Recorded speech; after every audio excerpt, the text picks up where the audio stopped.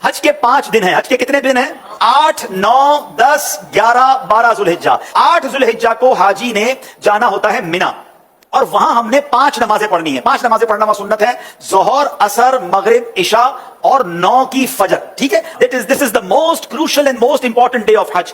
حج کا سب سے اہم دن جو ہے وہ 9 ذوالحجہ ہے. یعنی اگر کوئی آپ سے سوال کرے حج کس دن ہوتا ہے, تو حج 9 ذوالحجہ کو ہوتا ہے, کیونکہ اس دن یوم عرفہ ہے. یہ حج کا رکن اعظم ہے, سب سے مین دن ہے جو حج کا, وہ 9 ذوالحجہ ہے. یعنی کوئی عرفات نہیں گیا تو اس کا حج نہیں ہوگا نا. تو حج کا جو مین دن ہے وہ عرفات کا دن ہے. پورا دن عرفات میں گزارنا ہے. جب غروب آفتاب کا یقین ہو جائے کہ جناب مغرب کا وقت ہو گیا, غروب آفتاب ہو گیا, اب سارے حاجی آئیں گے مزدلفہ. ٹھیک ہے, اب جب آپ مزدلفہ پہنچیں گے تو مزدلفہ میں مغرب اور عشاء ملا کر پڑھنی ہے. عرفات میں مغرب نہیں پڑھیں گے. یہ بھی اللہ کی شان ہے کہ مغرب کا وقت بھی ہو جائے مگر مغرب نہیں پڑھنی ہے. مزدلفہ جانا ہے اور وہاں عشاء کے وقت میں, مغرب کے وقت میں نہیں, عشاء کے وقت میں مغرب اور عشاء ملا کر پڑھنی ہے. اور فجر بھی مزدلفہ میں پڑھیں گے. پوری رات ہماری کہاں گزرے گی؟ مزدلفہ میں. اب جو صبح آئے گی, کون سی صبح ہوگی؟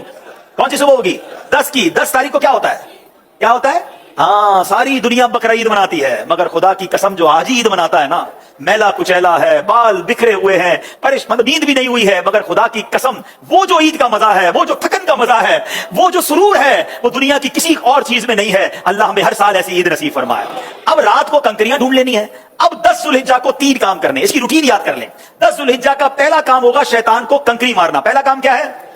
شیطان کو, ایک ہی شیطان کو مارنا ہے, بڑے شیطان کو. ٹھیک ہے, بڑے شیطان کو 7 کنکریاں مارنی ہے. دوسرا کام, جیسے کنکری مار لیں گے اس کے بعد قربانی کرنی ہے. ٹھیک ہے, کنکری مار کر آپ نے اپنے معلم کو, اپنے گروپ والوں کو, یا جو بھی لوگ آپ کی قربانی کا انتظام کر رہے ہیں ان کو بتانا ہے کہ میری قربانی کر دیں. جیسے ہی آپ کو کنفرمیشن ہو جائے کہ آپ کی حج کی قربانی ہو گئی ہے, اس سے پہلے نہیں, کنفرمیشن ہو جائے, اس کے بعد آپ نے سر کے بال اتار دینے ہیں, یا قصر کرانا ہے, یا حلق کروانا ہے. اسلامی بہنوں نے تو قصر ہی کرنا ہے. اب آپ کا حج کا احرام اتر جائے گا. جیسے ہی سر کے بال اتارے, ساری پابندیاں ختم.